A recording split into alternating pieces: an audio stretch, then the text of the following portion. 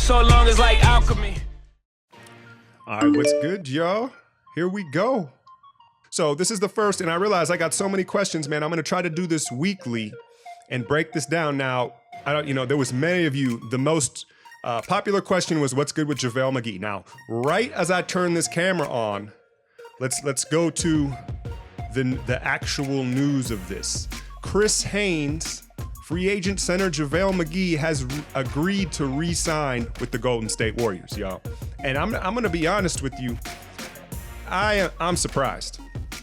You know, what happened was Javale overvalued. He had a redemption season, right? You know, and he felt, like, oh, he's finally can show what he can do, and obviously a championship, and he overvalued what he thought. Now, the rest of the league wasn't so signed off on what Javale could bring to the table, right? So Javale kind of overvalued himself and was apparently, he felt some type of way when we signed Nick Young. Not, Nick Young's a former teammate. Go on YouTube and take a look at some of their videos together. They're boys, right? So it's not Nick Young, it's Nick Young took that mid-level exception, whatever that is, that exception, that $4.8 million per, whatever it was. And Javale felt like he had earned that, and I guess apparently he wanted an opportunity to start. So as of right now, it's official. I have one source. It's on Twitter, but that's the dude is legit saying that he's re-signed. I'm surprised because, like I said, I felt like if you just take a look at who Javale is, right? He kind of has a chip on his shoulder because he feels like he's constantly being disrespected for his talent, and people, don't take him seriously. So he was out with something to prove. And I felt like his pride was going to get in the way, and he was going to be like, oh, well, y'all don't want me, then F it. And I didn't think he had the ability to swallow his pride and come back. Now, his advisors, his agent, his mom, I know is a very vocal, person in his career, were probably in his ear like, look, man, this is just going to raise your stock even more. Re-signing, we upped his value this previous season, and one more season we can do the same. Now, from the Warriors' perspective, I don't think they were too keen on signing him. If you look at the way that Bob Myers and Lacob have moved, they're very aggressive. When they want something, you saw Durant, obviously Ig, Sean, whoever they go after and they get him right away, right? And they were kind of tentative as far as bringing Javale back. They said all the right things, right? But they didn't offer him anything more than a veteran minimum. So I think the way they looked at it is, one, I think that bringing Javale in, that's good and well for now, but what are we going to do? We're going to increase his value, and then he's probably going to go get a longer, big payday from another team next season. Long term, it lessens the time we have to evaluate Damian Jones and Jordan Bell, right? We want to see what they have and how they can develop. Javale is going to eat up those minutes. So I think they were kind of just leaving it up in the air, and they were good either way. I mean the management of Golden State, Bob Myers and company, with rocking with Damian Jones and Jordan Bell in those spots. They did sign some dude, I believe it's a two-way contract, some athletic wing guy. I'll leave a link and maybe cover it. I'm not going to act like I know who he is. I looked up the Draft Express video of him. Very bouncy, long dude. Apparently was a guard, like a 5'8" guard in high school, and then had a huge growth spurt to 6'6". But he fits the versatility, athleticism, three-point shooting of this team. He's going to be a guy that they probably bring back and forth. All right, let's see here. Second question that I wanted to answer was, what is the biggest obstacle of this team moving forward? Okay, so let me get to my notes here. We can edit this out or maybe just leave it. I don't know. I feel like people kind of like to see it a little more candid rather than this like edited perfect thing. But I don't know. Y'all let me know about that. I'm dripping here. I just got out the shower. Thinking about cutting the hair, y'all. Thinking about cutting the hair. You know what I mean? But let's see here. Okay. So the first thing that I think, and I've been doing some brainstorming. I don't want to give you, just the stereotypical answer. This is I put some thought into these answers. The first thing is obvious: complacency, right? Boredom. This would be the fourth trip to the finals in 4 years, right?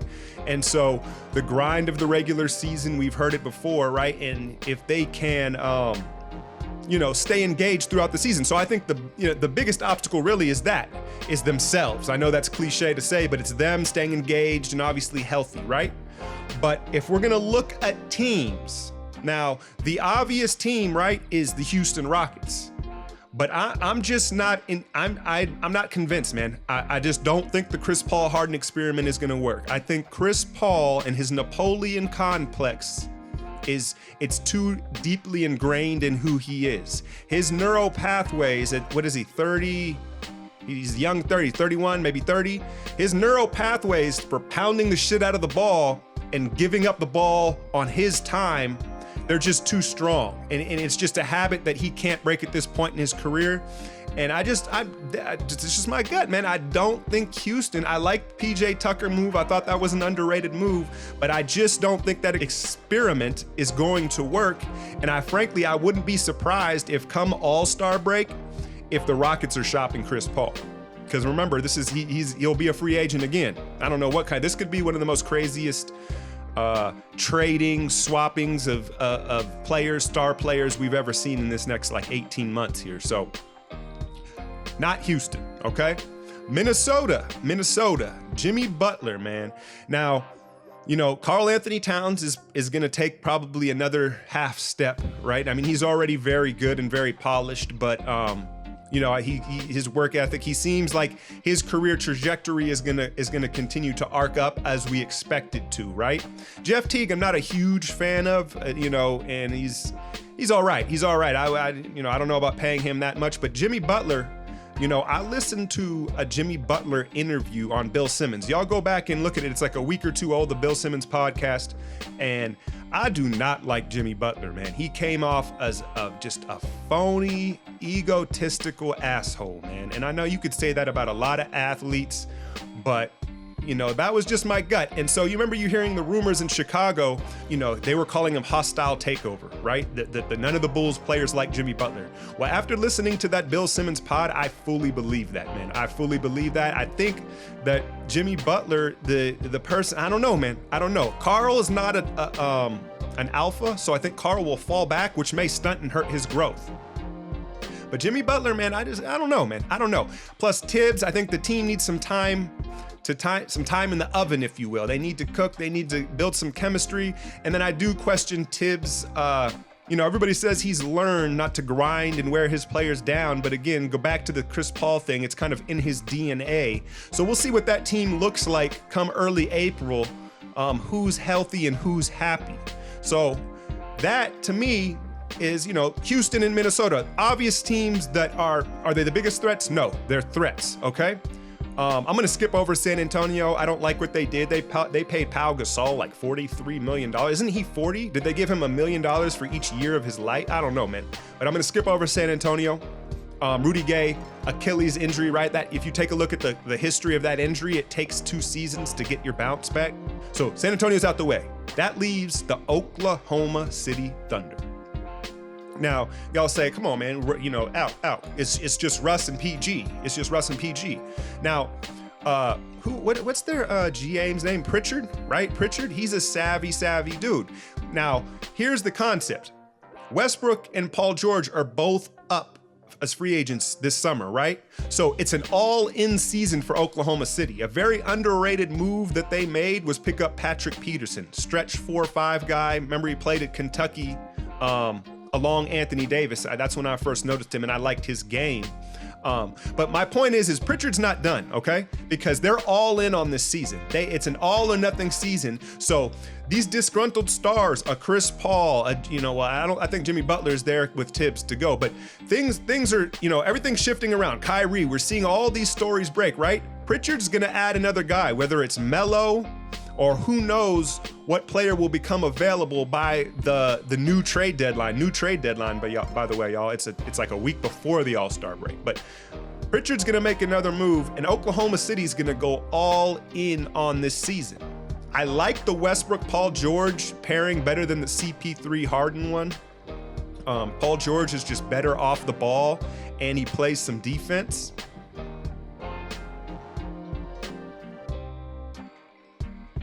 I don't know what the hell that was. Y'all hear that? That's my kids, man. For a second, I was like, should I go check? I'm like, yeah, it's gonna mess up the flow of my video, man. So I don't hear no crying, but I'll have to go see what they broke later. So to wrap up this, I know I've been rambling. That's why I'm only gonna answer probably 2 or 3 of these questions in this video, and I'll go as we go. I'll add some more. I'll shout out some more people. Give me time to get used to this format.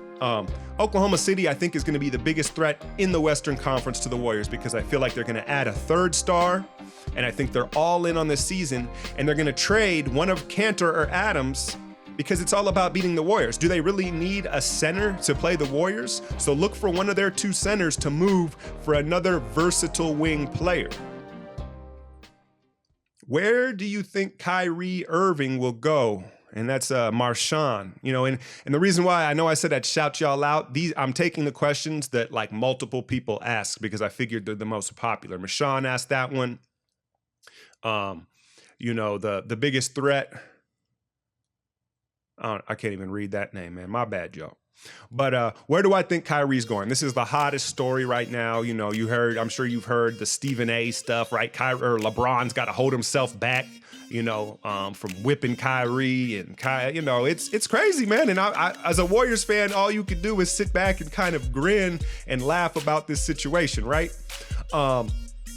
Now, one, I thought it was very funny that, you know, Kyrie gave a list of teams. It's like, come on, bro, you're under contract. I don't know, you know, look, a perfect example of this was the Paul George trade. Paul George, and it's duly noted at this point now from several sources, they had better offers on the table from Boston, from Cleveland, and possibly from like New York, okay? But the Indiana Pacers GM was so scorned by Paul George that he was like, fuck that. I'm not sending him to somewhere where he wants to go. And now he didn't do him too wrong. You know, he's with Russ, but Oklahoma City is not quite Los Angeles or New York, right? But so the word is that Paul George deal was done kind of out of spite. It wasn't about the best value Indiana could get back. It was about sending Paul George somewhere he didn't want to be or he wasn't going to be happy. And so don't underestimate that. If the way things are getting in Cleveland and how ugly they are, they're not, what do you think they're gonna say? Okay, Kyrie, you wanna go to Minnesota? Well, we'll send you to Minnesota, you know, just so you're happy, right? Because that's, you know, everybody's talking about him and the Jimmy Butler connection. So it's not really about where Kyrie wants to go. And then 2, it's not really about this new GM of the Cavs, what's the best value, because ultimately, let's be real, it's just like with Oklahoma City, Cleveland this year, it's an all or nothing year for LeBron. We've all heard the trade rumors and the rumblings of him coming west to the Lakers, okay? So this is it. They kind of got to win the championship to have any hopes of retaining him or at least be in the finals again. So it's really about LeBron. LeBron, who do you want for Kyrie? Interesting story I heard was after the Cavs won their NBA championship last year, LeBron went to management and asked if they could trade Kyrie. Whoa, you hear that? Trade Kyrie for Chris Paul. So, man, and I think Kyrie heard about that. He was, you know, he felt some type of way. There's all sorts of dramatics, man. I'm loving this. But the point is LeBron is going to make the decision of where Kyrie goes, really, because it's what assets does LeBron want back? We've heard a lot of these teams. The team I have circled is the Phoenix Suns. I heard a report today. LeBron was checking if Josh Jackson's available. You can check on my Patreon. I just put out a Josh Jackson video, man. I like him a lot. But, you know, I think it's the Suns. And I think what you're going to see is you also heard another report that Eric Bledsoe was invited by LeBron to Las Vegas to work out with he and Derrick Rose, okay? So connect the dots. Eric Bledsoe is a 2-way point guard when he's healthy. And then, obviously, they're not going to give up Booker. At this point, Booker is like 20 years old. With his size and potential, I value him honestly over Kyrie. Call me crazy, but the Suns, they're not going to give up Booker. The question is, do they give up Josh Jackson?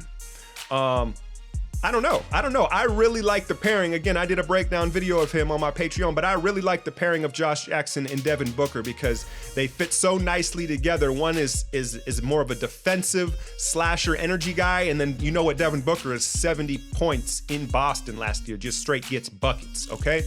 So what I see is Eric Bledsoe and TJ Warren, okay? He's quietly a mid-range jump shooter. He can spread the floor, he can get buckets, and he's a decent defender, but he's another guy, another versatile wing that you can put out there, and then possibly another draft pick. Now, you could ask for Dragan Bender. I don't think, because again, you're building your team to play the Warriors. I don't think he can stay on the floor against the Warriors. TJ Warren is a guy that they can play 25 minutes a night and contribute. And then you got Eric Bledsoe and then probably a draft pick as well. So that's where I expect Kyrie to end up in Phoenix. I don't expect them to give up Josh Jackson, but you never know what kind of, Phoenix doesn't have the greatest track record as far as deals and making decisions. But if I hold out because Cleveland's losing their leverage by the day. So I hold out, I give up Eric Bledsoe, TJ Warren, and now I have a big 3 young core of Kyrie Irving, Devin Booker, and Josh Jackson. That's an exciting little trio out west in the desert, man. All right, so like I said, this video is running real long, man. I'll be back with more questions, more polished. This was my first go at it. I hope y'all enjoyed it. Hit that like, share, and subscribe. I'm out, y'all.